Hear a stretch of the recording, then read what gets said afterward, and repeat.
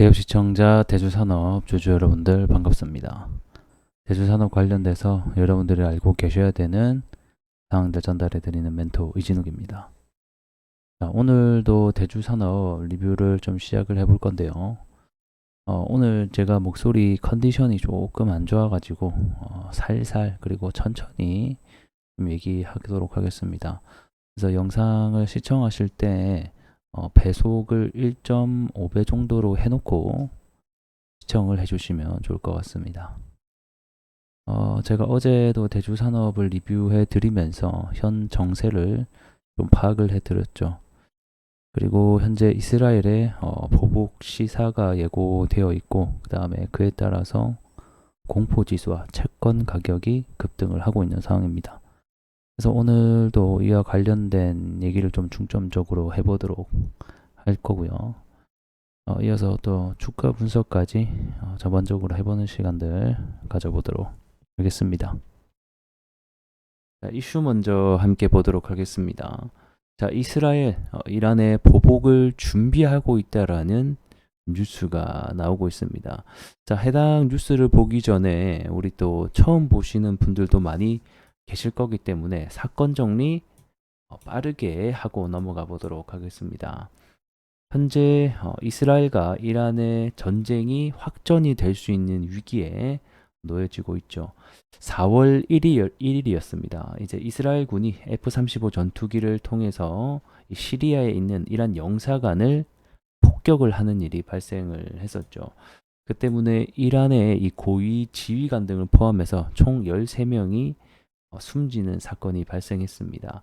그래서 이번 사건으로 인해서 4월 13일 날 이란의 보복 공격이 시작을 했고, 사실상 체면을 살리기 위해서 직접적으로 많은 타격을 주지는 못했습니다. 300발이 넘는 미사일과 드론을 발사를 했는데 대부분 다 요격을 당했었죠. 하지만 여기서 좀 중요한 것은 이란의 이스라엘 본토 공격은 이번에 이스라엘 건국 이래 처음 있는 일이라 거의 50년 만에 제5차 중동 전쟁이 발생할 수도 있는 중대한 기로에 놓였다라고 보시면 좋을 것 같고요. 그러면 여기서 왜 이란은 이스라엘을 공격을 했는가? 그 다음에 이스라엘도 왜 이란을 공격했는가를 보게 되면 먼저 이스라엘이 공격을 영사관을 폭격하게 된 이유는 몇 가지 추측이 있는데 가장 유력한 후보는 아무래도 지금 이란의 대리 세력이라고 불리는 헤즈볼라라던가 그 다음에 하마스, 그 다음에 후티 반군 등등을 이란이 지원을 해주고 있는 상황입니다. 그래서 이 영사관이 폭격이 되던 날에 이 이라크의 무장단체가 이 이스라엘의 경납고를 파괴하는 일이 발생을 했었죠. 그래서 이스라엘이 어떻게 보면 이 공격이 영사관에 대한 공격이 보복 공격이다. 이런 얘기도 있고요.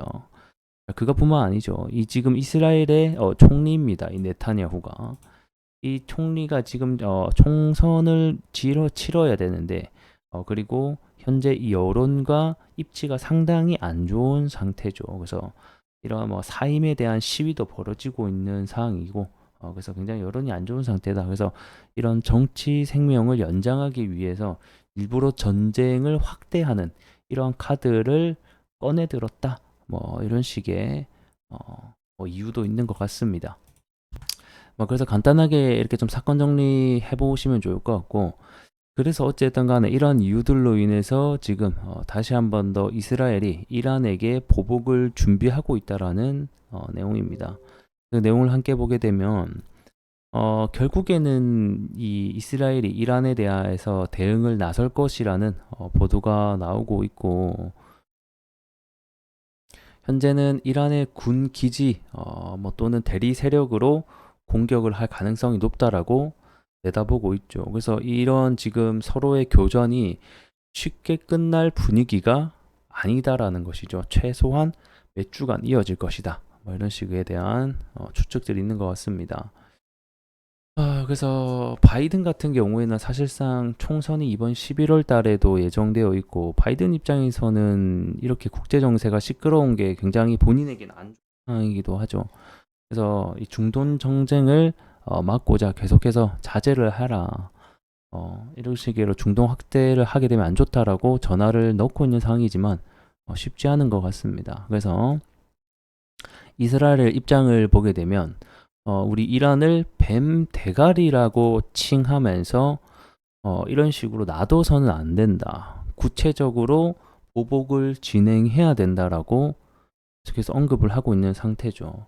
이렇게 이스라엘이 사실상 이번에 마음먹고 이란을 치겠다, 전면전으로 확대하겠다, 뭐 전면전으로 확대할 가능성까지는 잘 모르겠지만 어쨌든 간에 이런 식으로 보복을 하게 되면 이란도 또 보복을 하겠죠. 이렇게 되면서 결국 전면전이 확대될 가능성이 높기 때문에 이런 부분에 있어서는 굉장히 안 좋은 시나리오가 될 것 같습니다. 그래서 내용을 보게 되면 자, 이란은 자유세계의 모든 가치를 말살하려는 악의 제국이다. 이런 식의 또 표현이 있네요. 그래서 대응이 필요하다. 이스라엘을 파괴하려는 뱀의 대가리와 같다.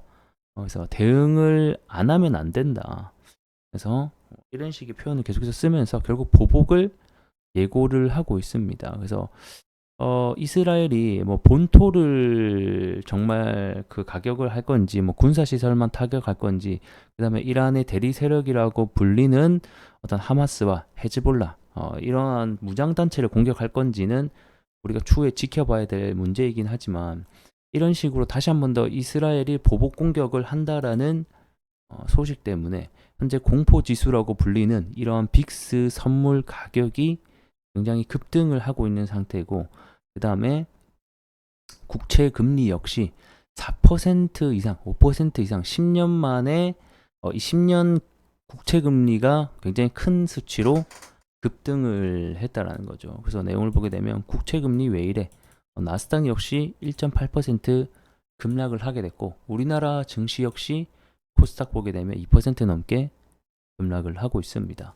그래서 지금 전반적으로 이런 식으로 상황이 안 좋게 흘러가고 있다라고 보시면 좋을 것 같습니다. 내용을 보게 되면 채권금리 계속해서 올라가고 있고 증시는 내려가고 있고 공포지수 방금 봤죠. 빅스 5개월 만에 최고 가격을 달성했다. 그래서 오늘 사실상 안 내려가는 종목이 없다라고 봐도 될 정도로 모든 거의 한 90% 이상의 종목들이 하락을 하고 있습니다. 그래서 지금 10년 만기 국채 수익률이 4% 넘게 급등을 하고 있죠. 그래서 5개월 만에 또 처음으로 이런 식의 큰 숫자가 급등을 하고 있는 모습들을 보니 굉장히 현재 전반적으로 지수가 안 좋구나, 이런 것을 우리가 알 수 있는 상황인 것 같습니다. 자, 차트 보면서 정리하도록 하겠습니다. 23년 10월 달에 주가 상승 역시 뭐 때문에 움직였습니까? 이스라엘과 하마스에 대한 전쟁이 발발하면서 움직였다가 빠졌고요. 24년 1월 달에 주가 역시 이 후티 반군의 홍해 선박 관련돼서 이슈가 터지면서 주가가 상승을 했었죠. 그리고 이번 이란과 이스라엘 전쟁이 터진 건데 요런 과거의 차트들을 통해서 우리가 알 수 있는 포인트가 있습니다.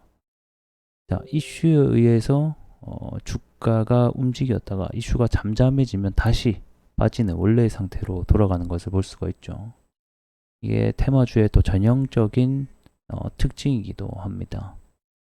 자, 그러면 우리가 앞으로 봐야 되는 포인트는 지지와 저항을 긋기보다는 이 중동 전쟁이 확전이 되냐, 그리고 앞전처럼 사그라들 것이냐, 그거에 따라서 주가가 행방이 갈릴 것이기 때문에 현재 이스라엘과 이란의 정세를 눈여겨보시는 것이 우리 주가를 파악하는데 또 도움이 되지 않겠나, 이렇게 보고 있습니다.